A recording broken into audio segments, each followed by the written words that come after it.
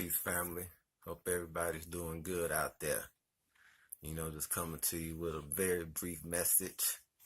Something that I don't even believe in doing. I don't do it often. But something just really just been on my mind. I'm up here in Minnesota, and the term people of color, uh, minority, and women of color is a very misused and misrepresented term up here, and is used very freely. And it's done to create a psychological blur in a person's mind. And this psychological blur is when you hear women of color, people of color, and you hear minority. You see, in between is a fine line. In between is a fine line. And this fine line is a matter of distinction, right?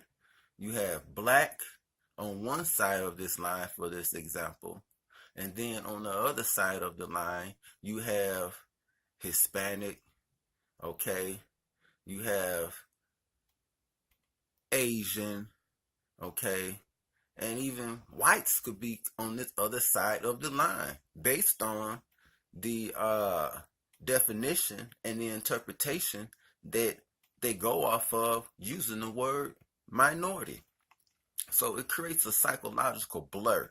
When you hear it, everything becomes grouped into one category under one umbrella, and it becomes almost like one race. When you hear people of color, women of color, and minority, you automatically think and you associate it with a black person, right? Or a black woman, right?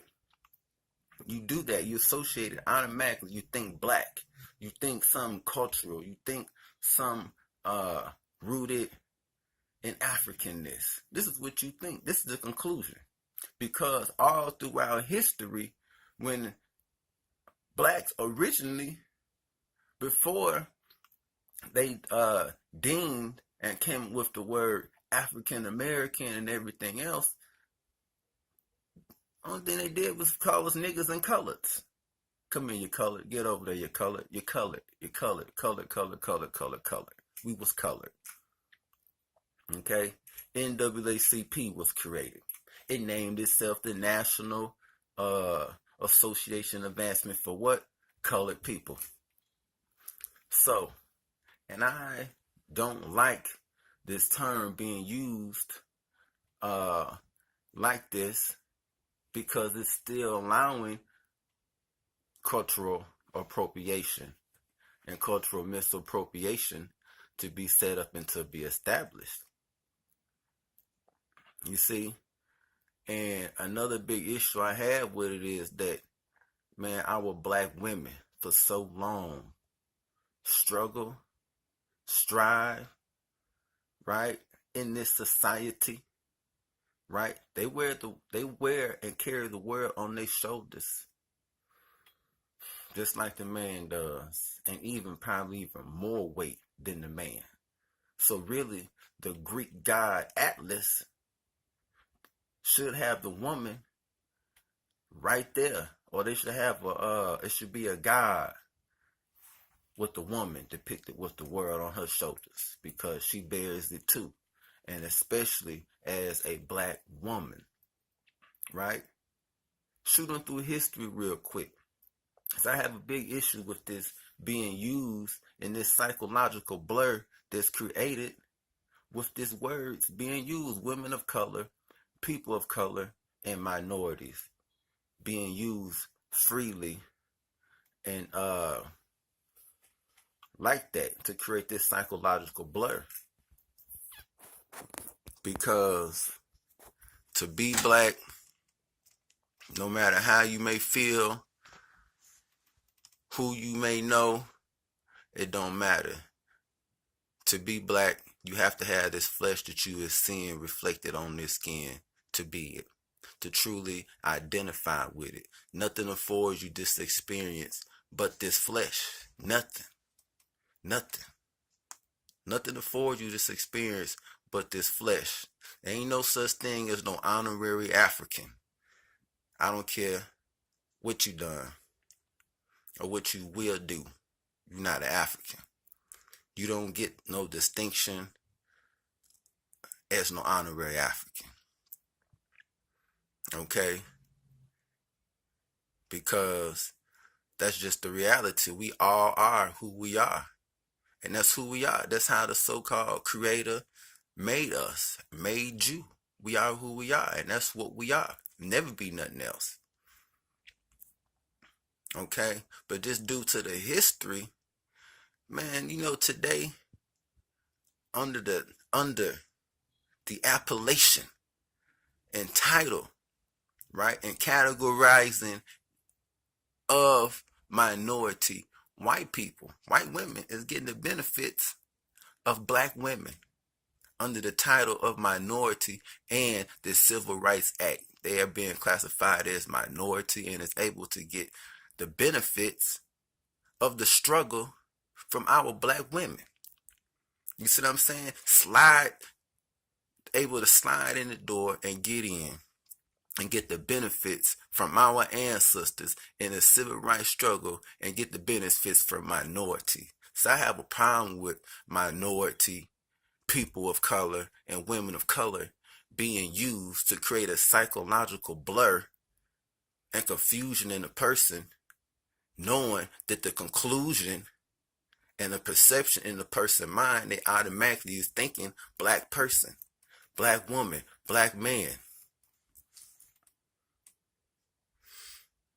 You see, and that ain't right to our ancestors, and it ain't right to the black women, the goddesses, the princesses, right? And the black woman, period, who really is in the struggle, who really do live and endure this struggle and been wearing it since they came out the womb and even felt the struggle in the wombs of their mother. Nah. You see, I don't get down like that. I don't feel that. Floyd Williams does not stamp that. You see what I'm saying? At all times, my position is going to be known. It's going to be felt. I put it on video, and a person is going to feel it and know it when they're in my presence. I'm going to express it and let it pull them to the side. Or I'm going to say it publicly, verbally, let it be known. It ain't cool. It ain't cool. And when you look at it in light of history, the creation of a psychological blur, so others could get benefits and be looked at as black or be perceived to be black, right? Nah, that ain't cool.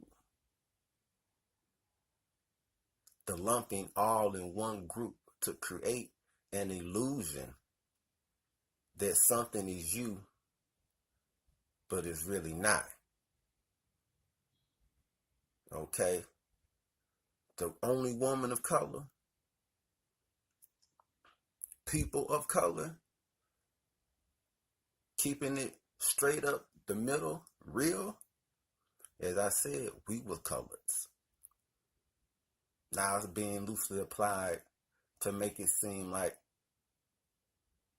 damn, everybody's colored, everybody's black. And when you give, when you do this and do that, this is what you doing. Nah, I ain't feeling that, the benefiting and the hijacking of blackness through words, through descriptions, the stealing of benefits from the civil rights based on wordplay and everything else. I'm not feeling it. Black love.